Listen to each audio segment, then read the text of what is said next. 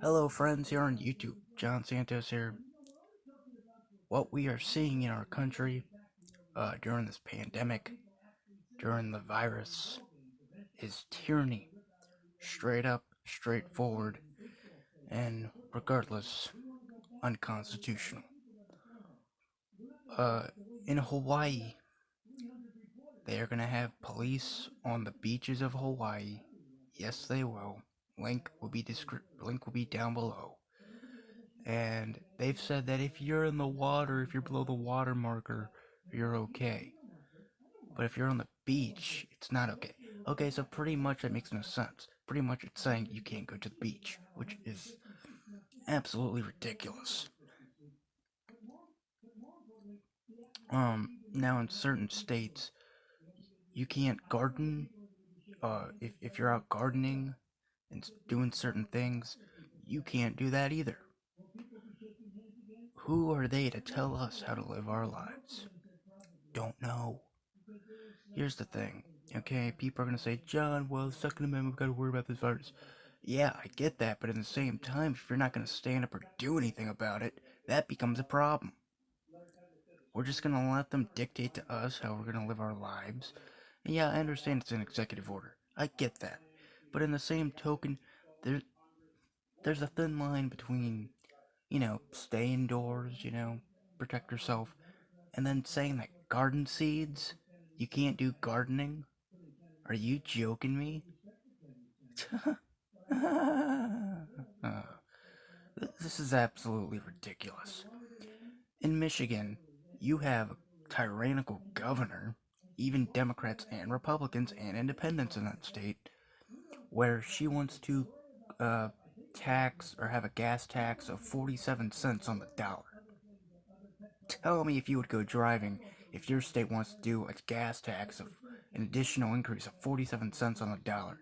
Yeah, that's absolutely erroneous. Oh my god.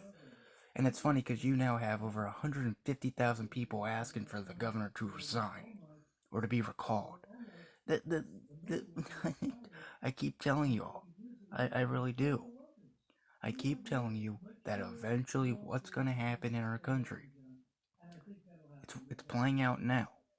But what we're going to see eventually is we are going to see tyrannical governments impose their will on the people. When are we going to stand up? I keep emailing my county, I keep emailing my town, asking them to become a Second Amendment sanctuary. I probably keep annoying them too, but I'm doing it because I see what's happening here. They are using this virus as a tool to infringe on our rights. I heard something where Nancy Pelosi could put in the stimulus package a national red flag law. Now, if your state doesn't have a red flag law, you're probably not used to it. But for those that do have red flag laws, let me tell you something. It's not fun.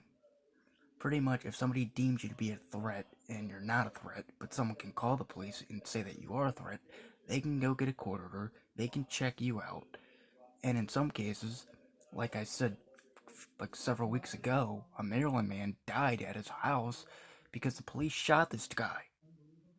Now, granted, the dude had an illegal firearm, yeah, but that doesn't mean just put rounds in this guy's home.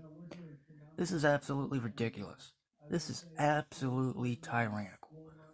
When are we gonna stand up?